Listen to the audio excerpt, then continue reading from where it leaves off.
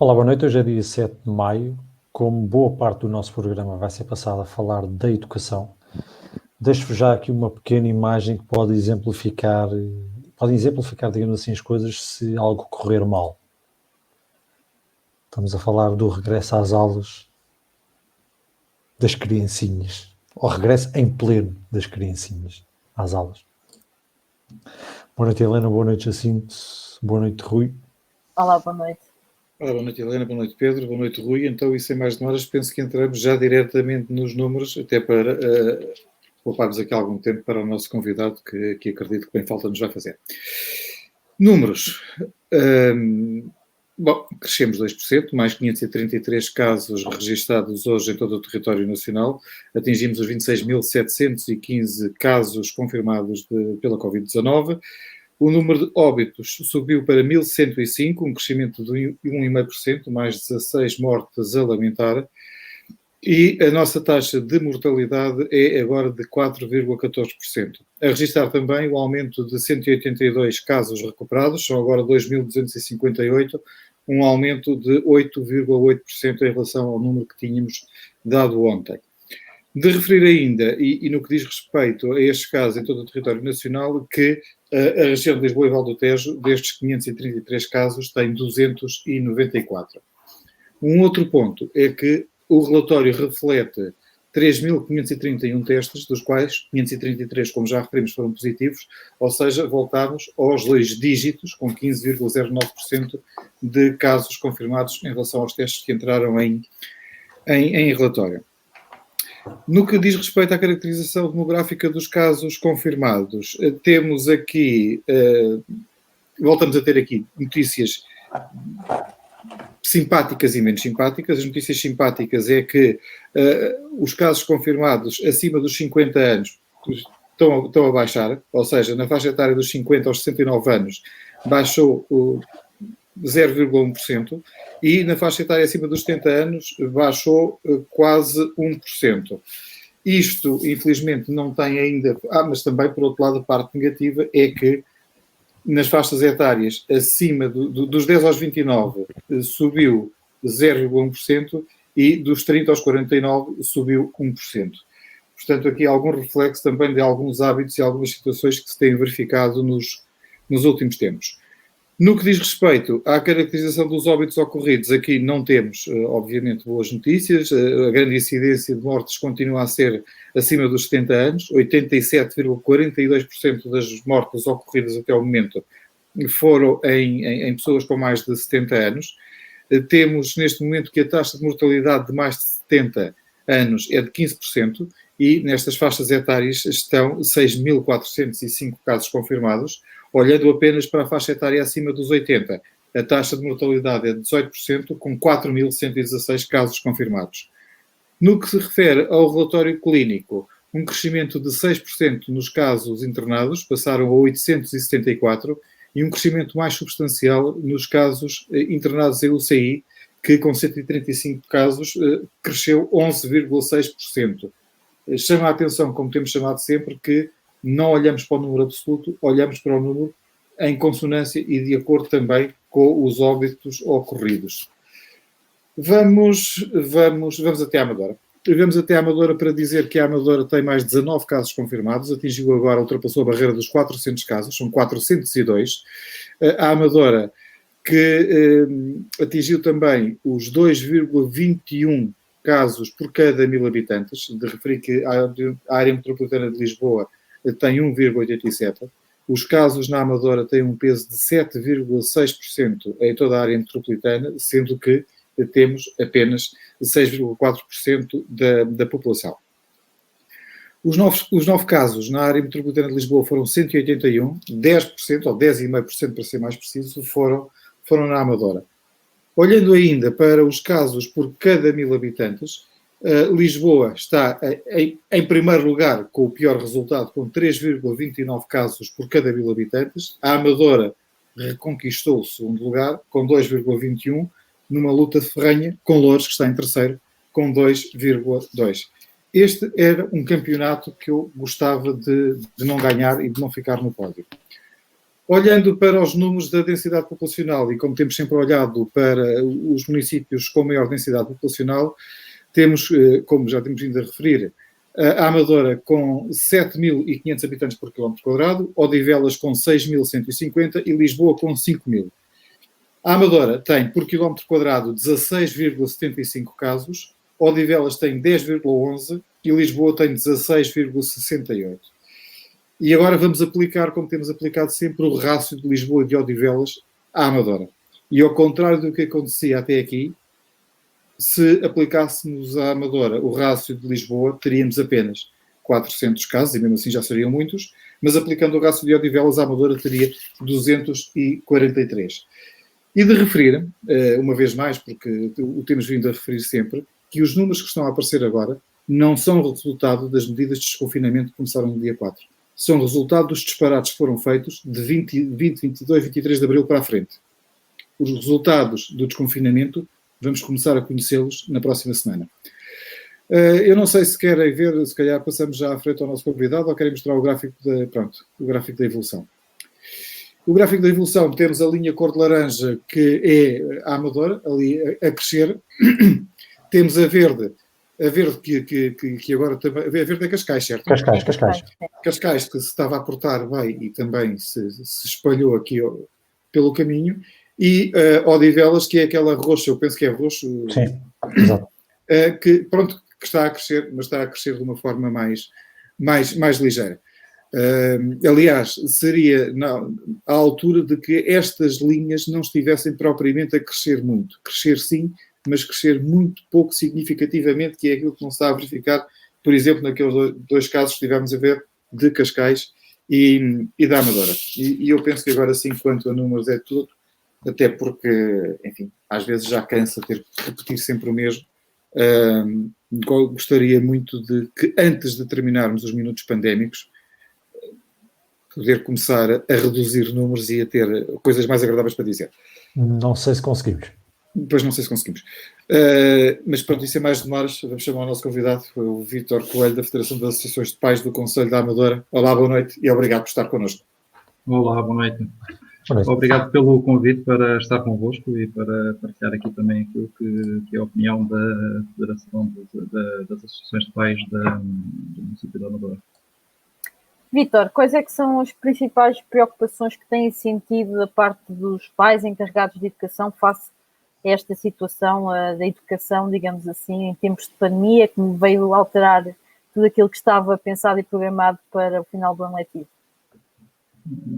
As principais preocupações dos pais, e nós podemos dividir essa questão aqui de acordo com os níveis de ensino dos alunos, dos respectivos filhos.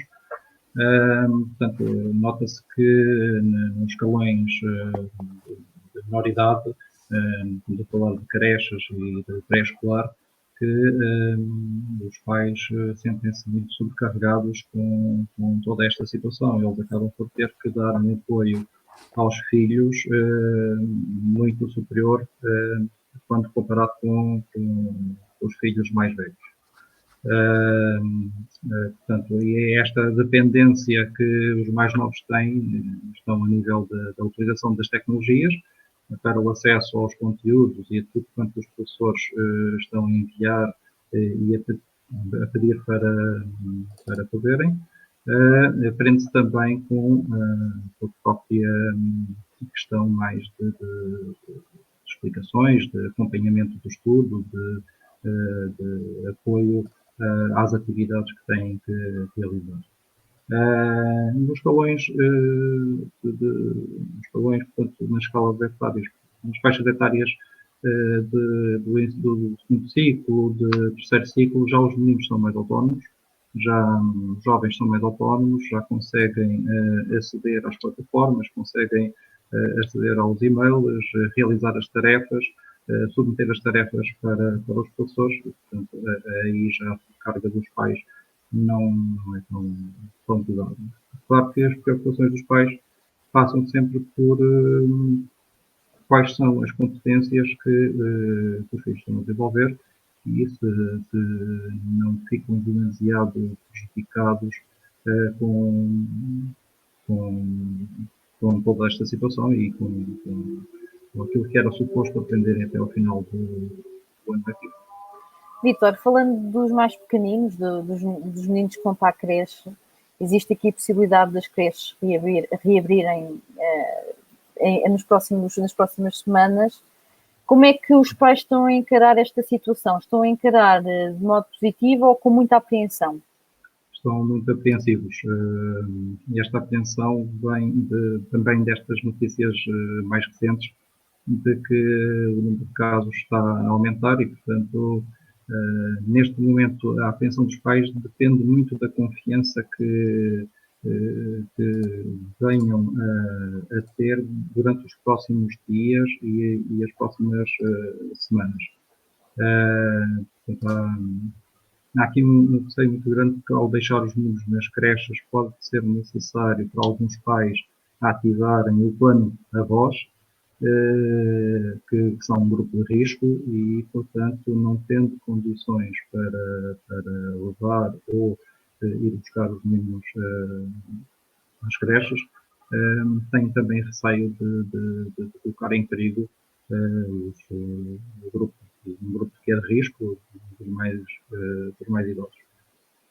Neste momento também há muita falta de informação, portanto nós conhecemos as diretivas que foram dadas a nível da Direção-Geral de Saúde, da Direção-Geral de Educação, mas há necessidade de que as próprias escolas façam comunicações com a forma como as coisas se vão passar, e essa comunicação é fundamental para gerar também confiança nos pais e irem optar ou não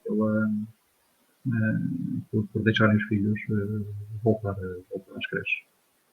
Por outro lado, os alunos mais velhos, não é, vão voltar às aulas presenciais nas disciplinas de exame, para exame nacional, com uma série também de medidas de proteção, com o uso de máscara, com a necessidade de desinfetarem as mãos na escola, com o distanciamento social devido.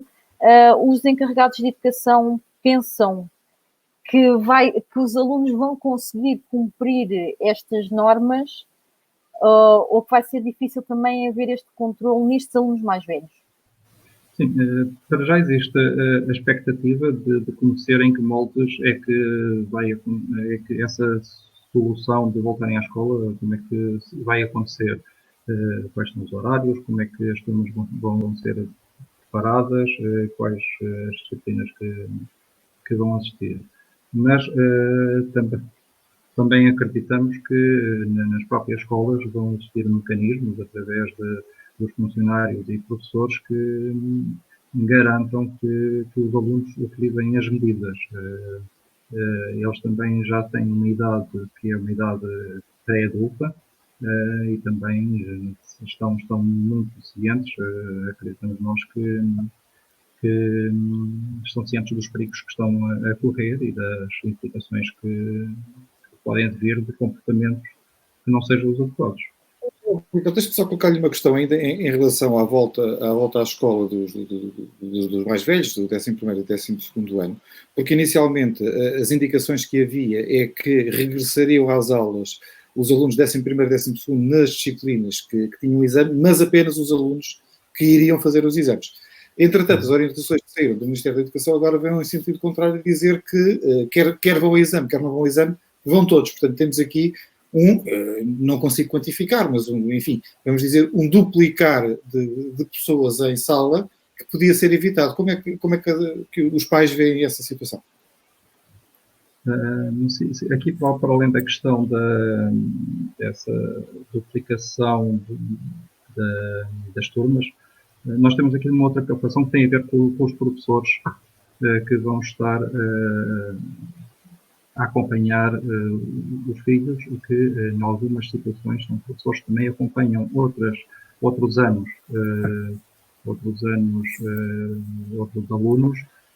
que estão a trabalhar com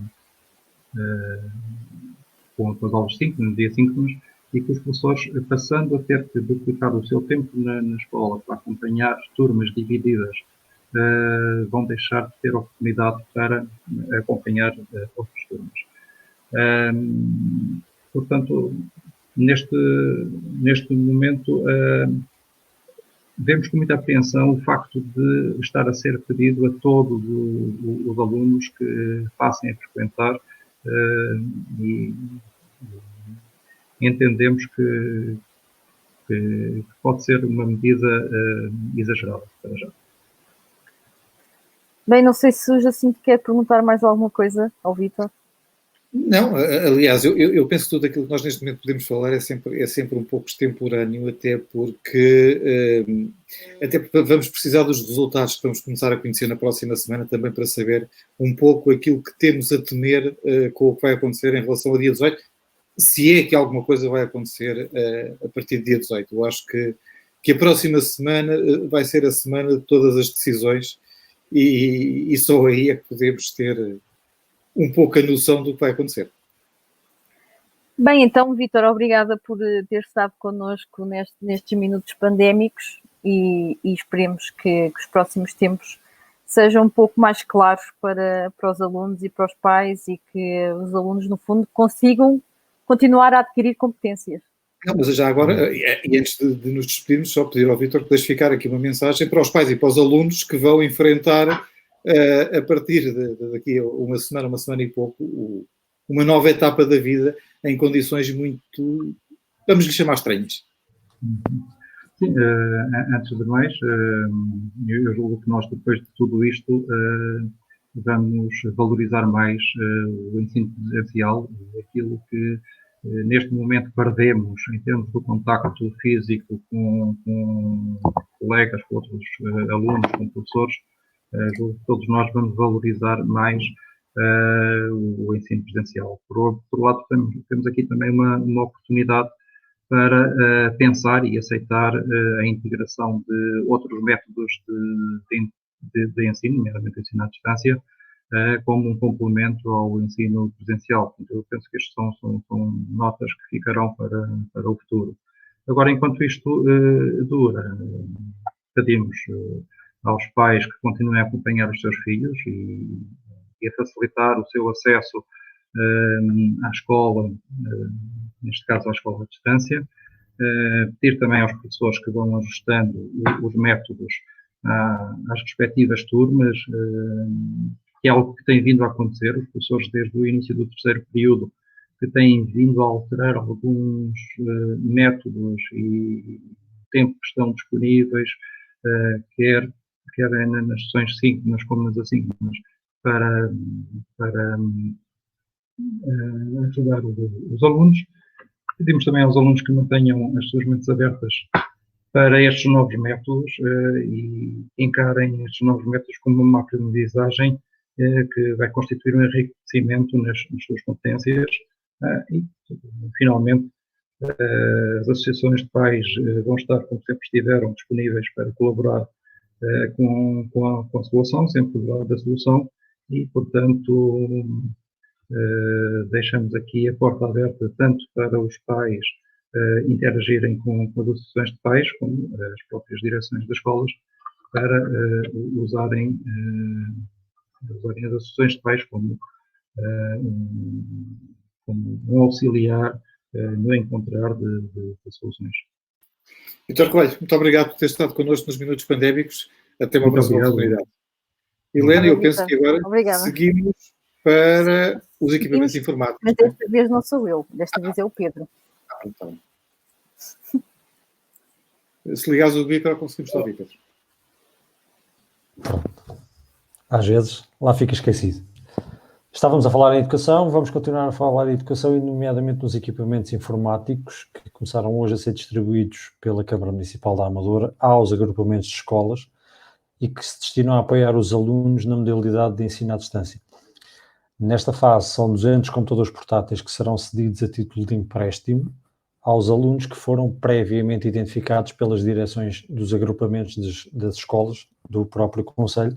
Portanto, é mais uma ajuda para que todo este processo de aprendizagem constante, digamos assim, reforçada, que vivemos neste momento, corra o melhor possível e dentro do possível. Exato.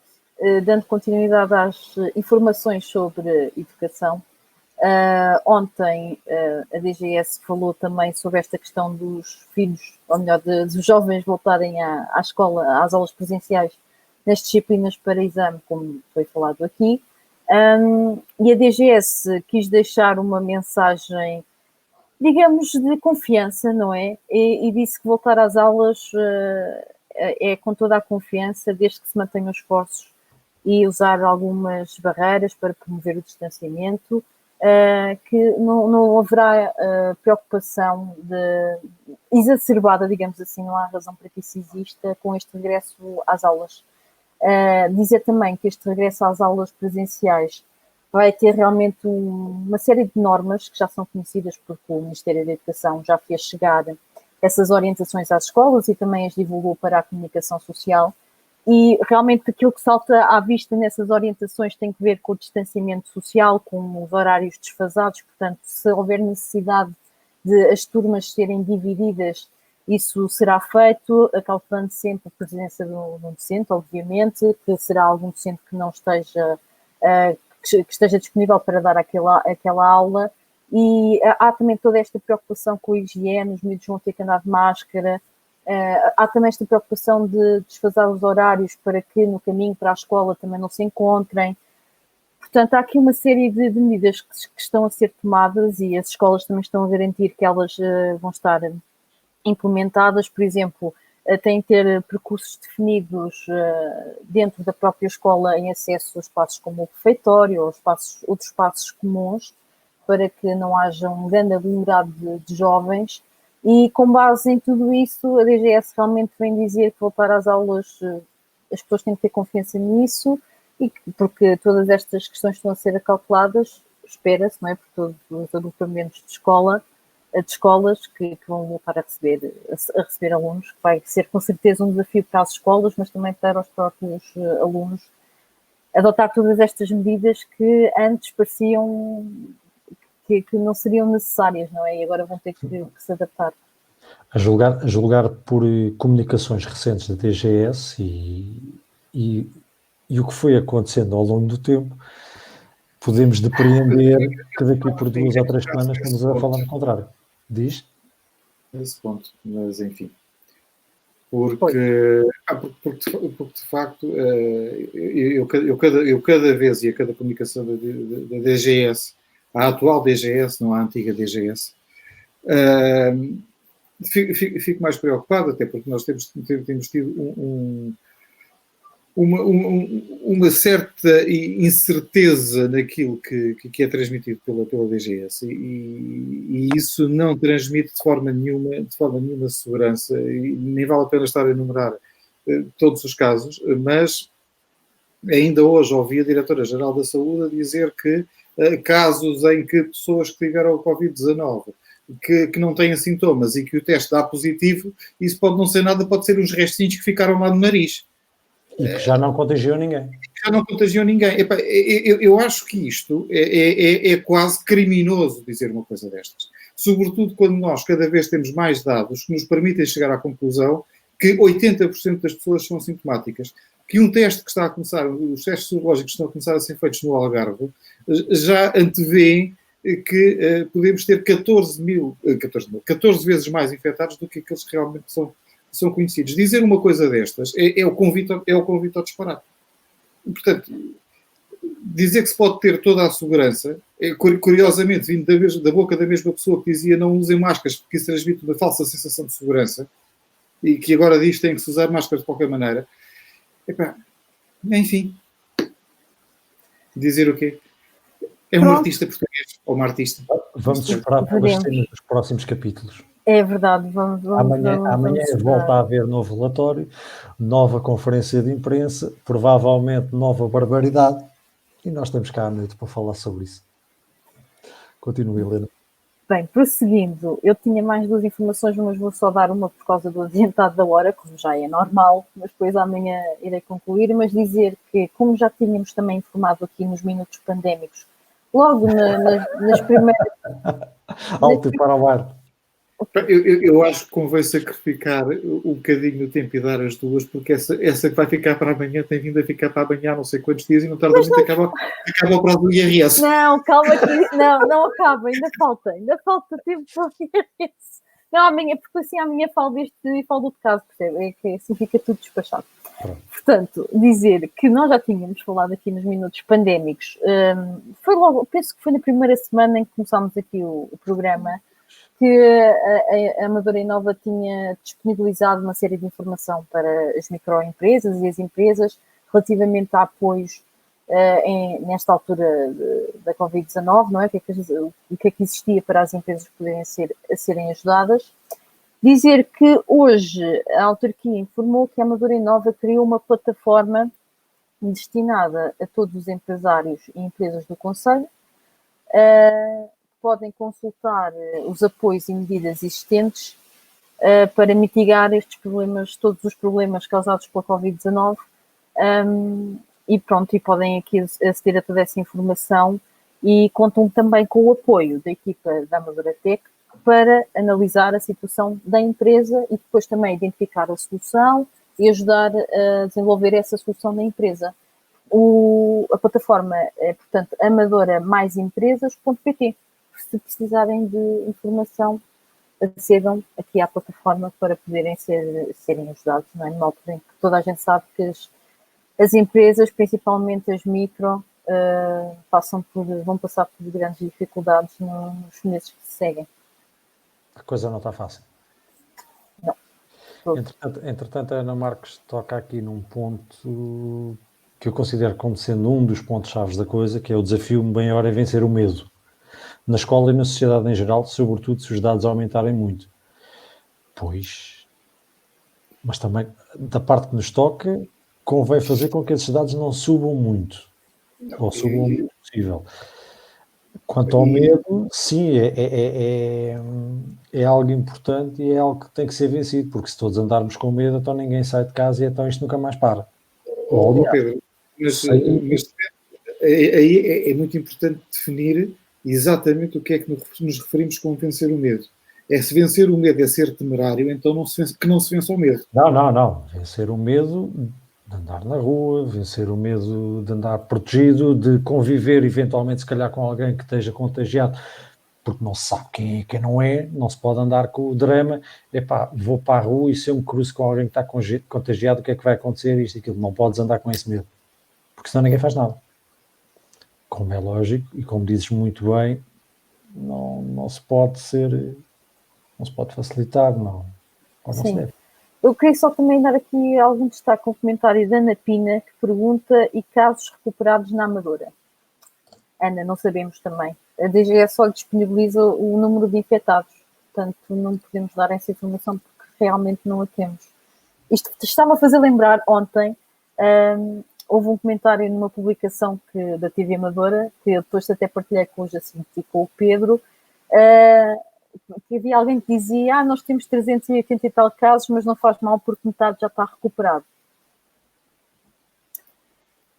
Pronto, às vezes este tipo de pensamento das pessoas é que é perigoso, precisamente por isso, porque vêm um chavão e dizem: não, isto aqui não quer dizer nada disto, metade já está tudo bem e não se passa nada. E isto é que é um bocado preocupante, não é? Portanto, aliás, é preocupante, é mais do que preocupante, é quase que vence o prémio do disparate do dia, porque se a nível nacional temos temos menos de 10% de casos recuperados, fantástico. Tinha que tocar logo a Amadora, ter mais de 50%. Exato. Basta pensar um bocadinho e abrir a boca. Não podemos ficar só com a parte má da coisa, não é? Portanto, mesmo que seja ficticiamente, ao menos deem-nos a boa também de vez em quando.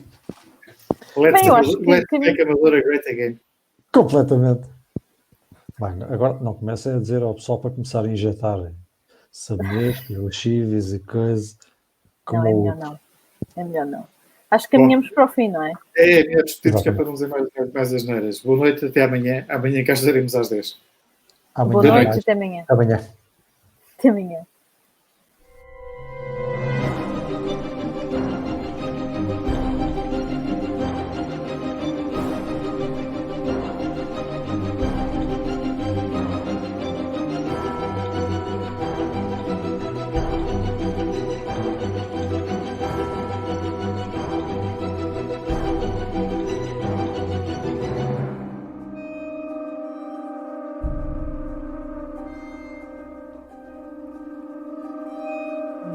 vírus pandémico.